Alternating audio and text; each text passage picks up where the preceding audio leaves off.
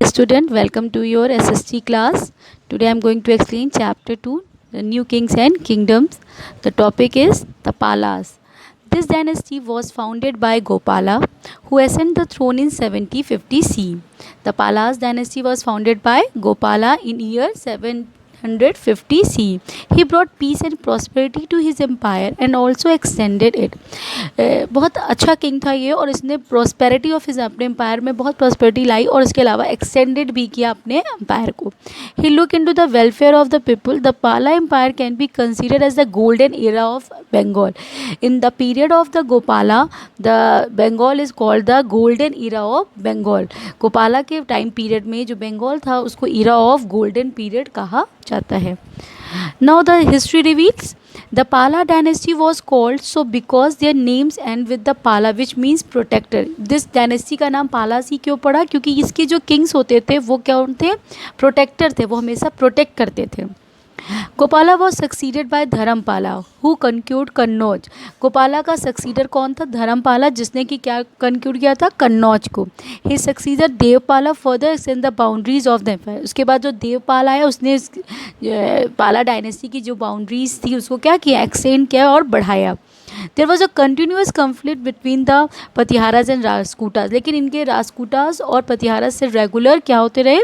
लड़ाइयाँ होती रही. After Devapala the Pala empire decline. और देवपाला किंग की डेथ के बाद ये पाल डायनेस्टी जो थी वो क्या हो गई? डिक्लाइन हो गई, ख़त्म हो गई.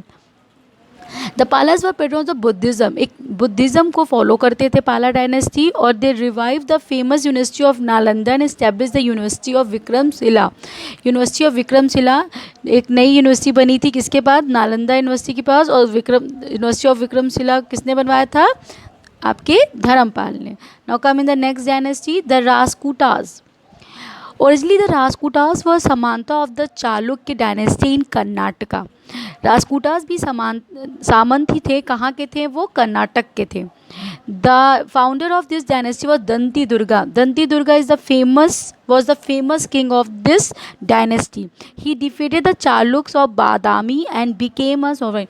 इन्होंने जो चालुक थे बादामी के उनको हराया था, और हराने के बाद डिफीट करने के बाद एक नई डायनेस्टी रखी थी जिसका क्या नाम था? राजकूटास.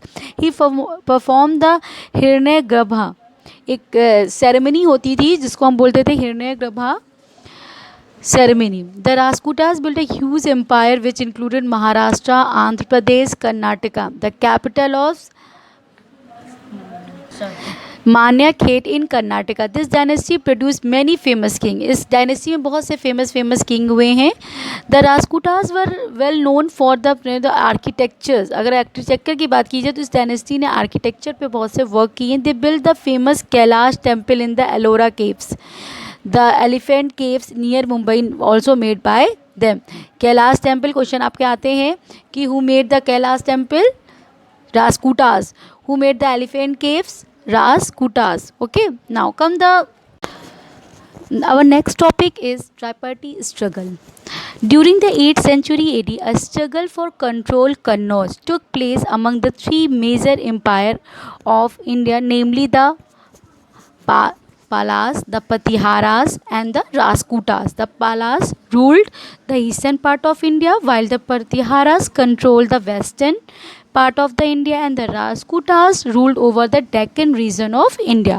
The struggle for control Kannauj among these three dynasties is known as the tripartite struggle in Indian history. जो struggle हुआ tripartite struggle वो three dynasty में हुआ, और किसके लिए किया इन्होंने?